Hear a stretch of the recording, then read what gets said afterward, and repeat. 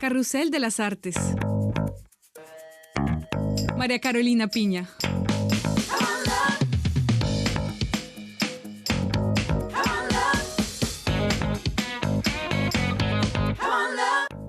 Bienvenidos una vez más a este espacio donde la cultura se hace actualidad, que les presentamos desde nuestros estudios aquí en París. A continuación, los temas que les proponemos el día de hoy.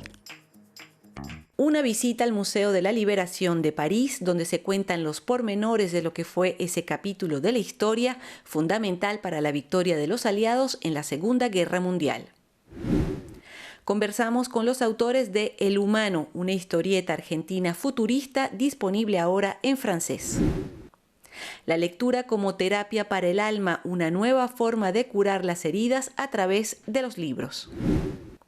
Y ya que la música es también alimento para el alma, escucharemos el mensaje de paz, luz y solidaridad del marfileño Alpha Blondy. Carrusel de las Artes los lleva hoy a conocer un museo en París dedicado a un episodio histórico muy importante en Francia, la liberación de la capital francesa del dominio nazi, que se celebra cada 25 de agosto.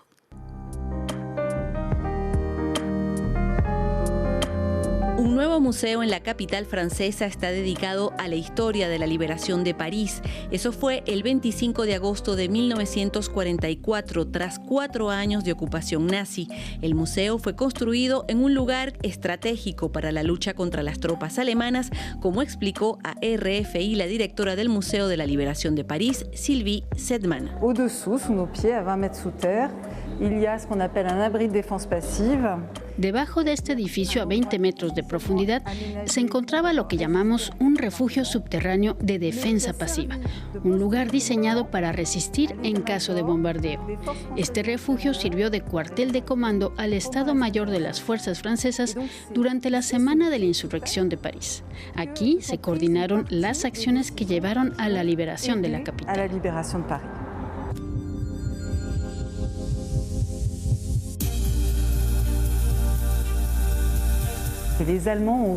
Los alemanes tomaron el control de París durante 4 largos años. El general de Gaulle, el jefe de la Francia Libre, convenció a los aliados para que París fuera liberada. Para él, tomar el control de París era todo un símbolo y una jugada política decisiva.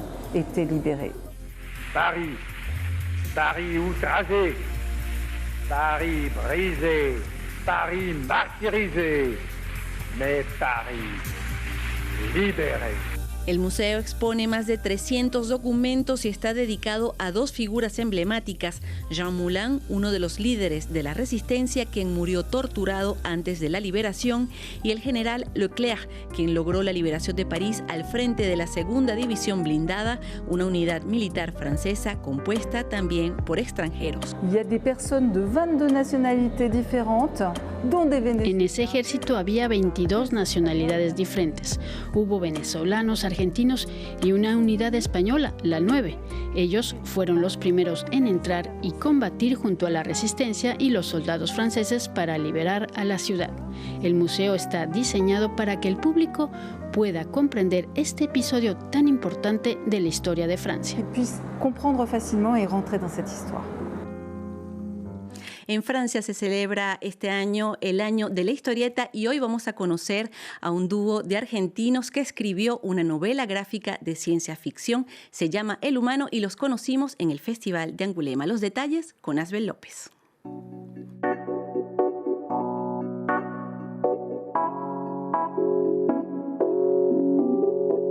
Un futuro en la Tierra muy lejano, donde queda un solo hombre, Robert. Él es el humano de esta nueva novela gráfica futurista que nos lleva a plantearnos una situación límite para la humanidad.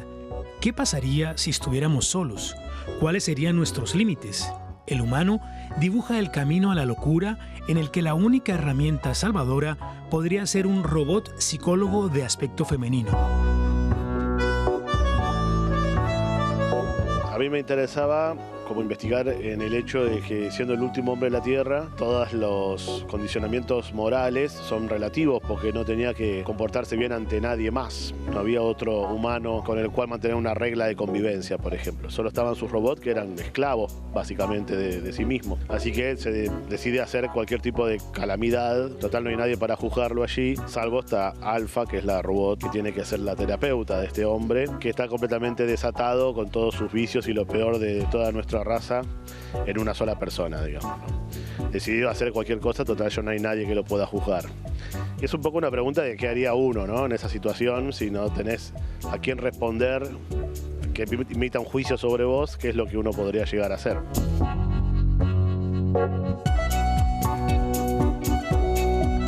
Lucas Varela se encargó de dibujar esta novela gráfica apocalíptica con una paleta limitada de rojos, grises y marrones. El personaje principal de Robert es un ejemplo de la masculinidad tóxica, ¿no? Y cómo se destruye a sí mismo al final de la historia. Y es todo un descenso del personaje a la locura, a la autodestrucción. El humano mezcla ciencia ficción, relato apocalíptico y una buena dosis de análisis psiquiátrico frente a la soledad y el aislamiento. Bueno, mi madre es psiquiatra, así que algo habrá tenido que ver. Y después creo que sí, que es una cultura psicoanalítica muy grande que nos atraviesa más allá de que queramos o no, de analizar todo, de buscarle interpretaciones a los hechos, a los símbolos, a los signos. Así que por ese lado, por ser argentinos. Pero bueno, en Francia tampoco es que tengan pocos psicólogos, así que y tienen Lacan y otras escuelas psicoanalíticas enteras. Así. Yo siento cierta atracción por las historias de gente desesperada, ¿no? Y de la locura desatada, y eso me atrae mucho para meterme en una historia.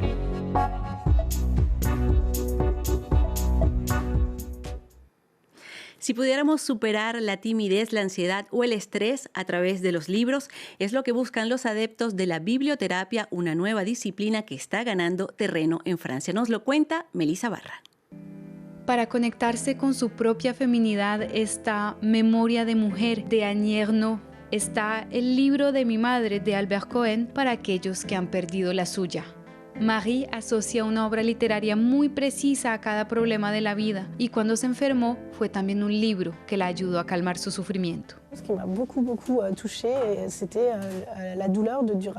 El libro que más me conmovió fue El dolor de Marguerite Duras. Su dolor era tan intenso que sentí que mi propia pena era no tanto relativa, pero más tenue, y eso me permitió superarla. Me parece que es muy interesante porque es catártico. Sanar con los libros tiene un nombre, se llama biblioterapia, una corriente que proviene de Estados Unidos y cuyos adeptos aumentan en Francia. En su gabinete parisino, Aurélie Reymond recibe a pacientes en busca de soluciones literarias. Hoy, por ejemplo, una mujer ha venido tras la muerte de su padre. Y esto es lo que le recomienda. El primero sería Resucitar de Christian Bobin. Habla de pérdidas, de duelos, de muerte, pero también de vida, de renacimiento, de felicidad y de belleza. El libro tiene momentos emocionales fuertes, pero es radioso. Con ayuda de un cuestionario, Aurélie Reymond analiza los gustos y las necesidades de los pacientes.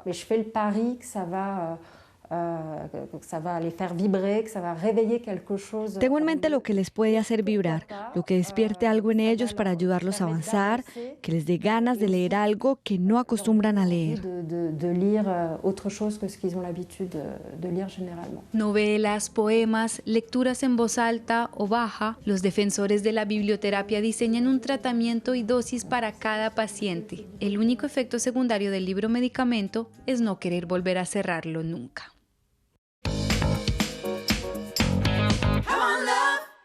Vamos ahora al universo colorido del reggae de la mano de un cantante que viene de Costa de Marfil.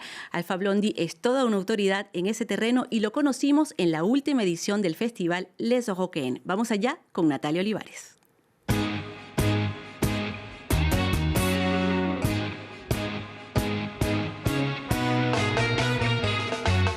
Con más energía que nunca y una prestancia única, la estrella marfileña Alpha Blondy, de 66 años, recorre el mundo para presentar su disco Human Rights y el mismo mensaje de siempre: paz y libertad para todos. C'est pour dire que la race humaine.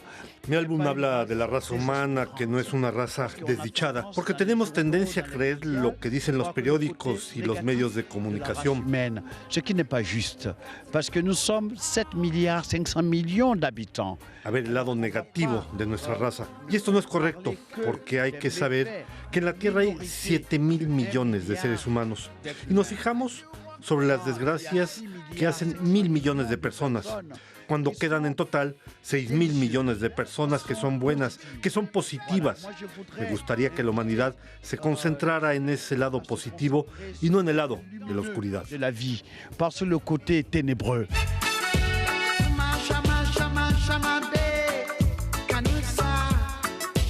El que muchos consideran como el papa del reggae francófono y africano nos recibió en el festival Les Européens de Belfort, asegura que su creencia en Dios es un motor. Así como su disco, Alpha Blondy promociona la idea de solidaridad, un concepto y un estilo de vida que los jóvenes deben defender. Avec les jeunes, je suis optimiste. Con los jóvenes soy optimista, aunque al escucharlo a veces es como si hubieran inventado el agua tibia. A veces dicen que mamá no entiende nada al amor, que papá no sabe nada, pero es así, es la vida.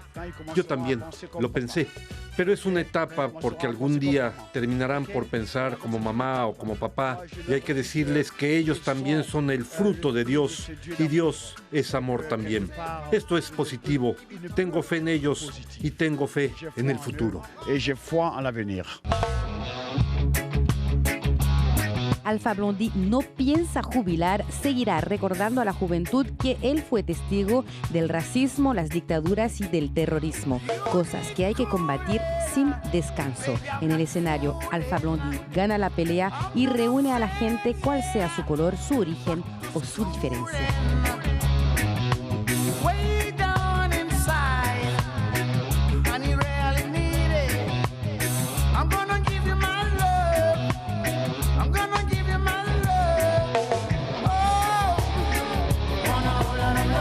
Con la sonrisa y la energía de Alpha Blondy vamos a despedir este Carrusel de las Artes. Muchísimas gracias por haber estado con nosotros. Cuídense mucho y hasta la próxima. Au revoir.